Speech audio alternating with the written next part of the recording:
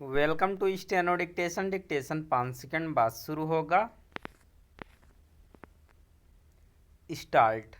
राजनीति कितनी निकृष्ट और देशघाती हो सकती है, इसका ताज़ा उदाहरण है कांग्रेस की ओर से ऑपरेशन सिंदूर पर विदेश मंत्री जयशंकर के एक कथन को तोड़ मरोड़ कर पेश करना और ऐसे बेतुके प्रश्न खड़े करना जो पाकिस्तान को रास आए। ऑपरेशन सिंदूर को लेकर पाकिस्तान को चेताए जाने संबंधी विदेश मंत्री के बयान को पहले राहुल गांधी ने इस रूप में परिभाषित किया कि उन्होंने तो पाकिस्तान को पहले ही सूचना दे दी कि हम उसके आतंकी ठिकानों पर हमला करने जा रहे हैं।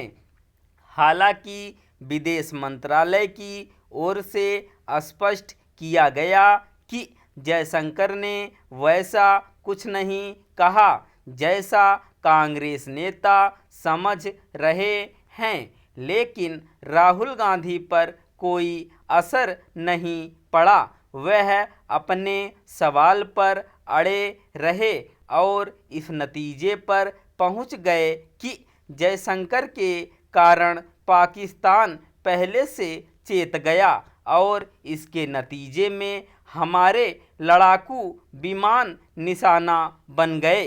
क्या कोई सही समझ वाला व्यक्ति ऐसा विचित्र निष्कर्ष निकाल सकता है? राहुल गांधी कुछ भी कर सकते हैं, क्योंकि वह अपनी बेतुकी बात पर अड़े हैं।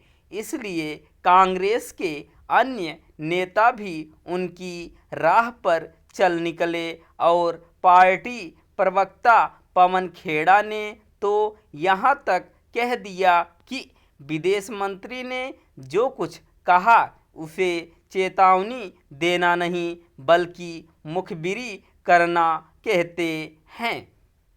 पवन खेड़ा की माने तो विदेश मंत्री ने पाकिस्तानी आतंकियों को बचाने का पाप किया है।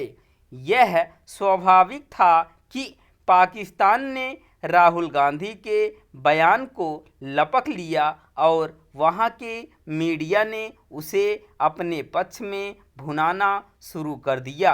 इसकी भी कांग्रेस प्रवक्ता ने अपने हिसाब से व्याख्या की और राहुल गांधी को ही सही ठहराने की कोशिश की।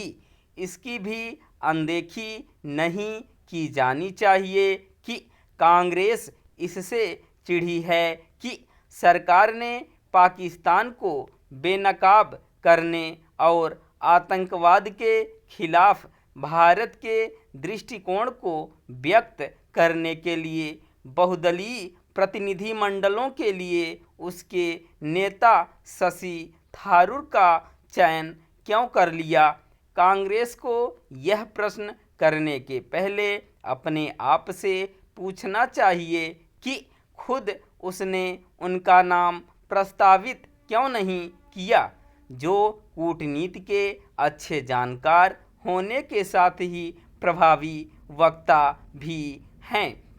कांग्रेस का रवैया यदि कुछ स्पष्ट कर रहा है तो यही कि उसके लिए देशहित से बड़ा है दलगत हित।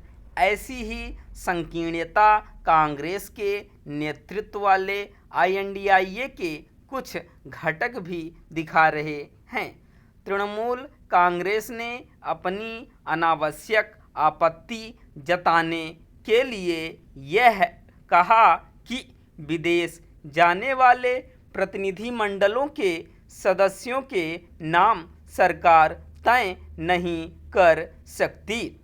ममता बनर्जी के दबाव में उनके सांसद यूसुफ पठान ने प्रतिनिधिमंडल में शामिल होने से मना भी कर दिया। आखिर अपने गठबंधन को इंडिया कहने वाले ये कैसे नेता हैं जो भारत के हित की ही अनदेखी कर रहे हैं। स्टॉप।